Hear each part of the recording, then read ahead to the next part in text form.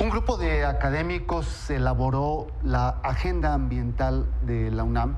Es una agenda que se le ha presentado a los candidatos y donde se hace un recorrido por los temas más urgentes que tendrían que atender los candidatos, o más bien quien ocupe la presidencia de la República. Hoy, para ver el contenido de esta agenda, nos acompañan dos expertos, dos académicos. Está con nosotros el doctor Omar Arellano de la UNAM. Bienvenido, doctor. Gracias.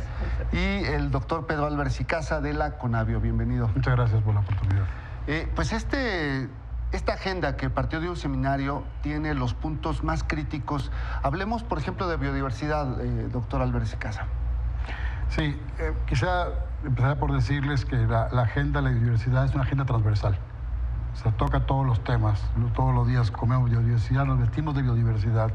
Y México, siendo un país fundamental en la cantidad de especies que son endémicas de nuestro país y la importancia de estas especies a nivel mundial, llegamos a ocupar entre el cuarto y quinto lugar a nivel mundial en términos de nuestra biodiversidad, derivado de nuestro clima, nuestra orografía, nuestra condición geográfica. Entonces hace a México un país muy peculiar por su gran riqueza, ¿no? Por lo tanto, quizá mi primer mensaje es que la agenda de los candidatos tendría que tener incorporada de forma mucho más plena las grandes oportunidades que tiene nuestra riqueza natural para potenciar el desarrollo económico. Y creo que eso es un tema que hay que enfatizar, y por este espacio... ¿Ustedes hacen recomendaciones o propuestas para que se atiendan los temas más urgentes? Creo que esa es la novedad de la agenda, no es nada más abordar el tema en general. Sí, digamos, lo que hicimos fue un recuento de cuáles son los temas urgentes que ningún candidato podía obviar, ¿no? Por ejemplo, enfatizar el apoyo a las instituciones que hacen estudios sobre biodiversidad, como la propia Conavio. Hay una gran cantidad de especies que van a desaparecer sin siquiera haberlas conocido. De ese tamaño es el problema, ¿no? O la importancia del equilibrio ecológico para el aprovechamiento de muchas especies. En segundo lugar, reconocemos la importancia del valor cultural de la biodiversidad. Es decir, tenemos que vincular la historia cultural y la importancia de las poblaciones indígenas de nuestro país y este vínculo con los recursos naturales, otra vez con un valor agregado, ¿no? Como un segundo punto que diría. El tercer punto es el vínculo entre agricultura y biodiversidad. Es decir, si nosotros logramos integrar y potenciar el esfuerzo de la coordinación entre los factores agrícolas, la agrobiodiversidad vinculada, creemos que tenemos soluciones concretas para mejorar nuestra productividad y nuestra soberanía alimentaria. Bueno, y uno de los temas que se conecta con este es el del agua, doctor Arellano, y que pues es de los más críticos, nos dicen a cada rato, pero los candidatos no lo tienen tan claro. Tan claro.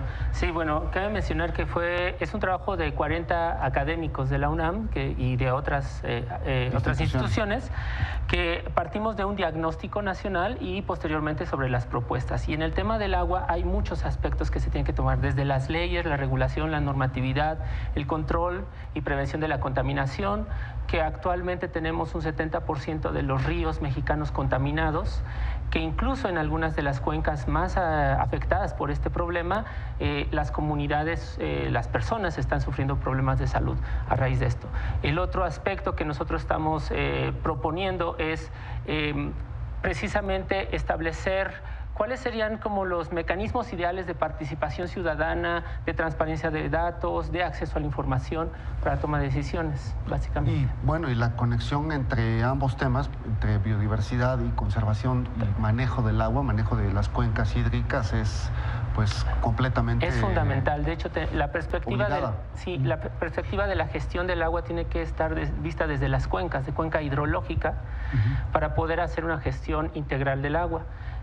Saber cuánta agua disponemos, cómo la estamos usando y la parte de tratamiento. Y claro, es una parte muy importante que a raíz de la modificación del Cuarto Constitucional en 2012, en donde se reconoce el derecho humano al agua y al saneamiento, pues ver cómo se tiene que modificar precisamente todo el marco regulatorio para este tema.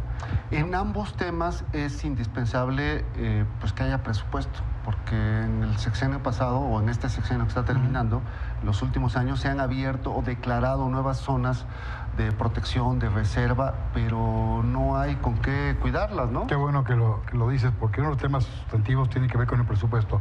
No solo que es la queja elemental de cualquier institución que quiera hacer trabajo en los temas ambientales, pero la verdad es que es un sector muy castigado. La desproporción inclusive dentro del sector es inmensa.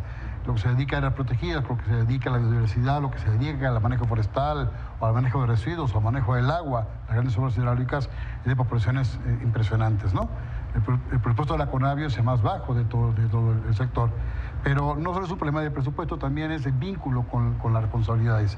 Este sexenio se han declarado importantes reservas en zonas marinas, en la plataforma continental, que es loable y es muy importante hacerlo, pero no se ha traducido en mejoras sustanciales de presupuesto de las áreas protegidas. Los directores de reservas tienen que hacer verdaderos milagros para poder gestionar las áreas protegidas.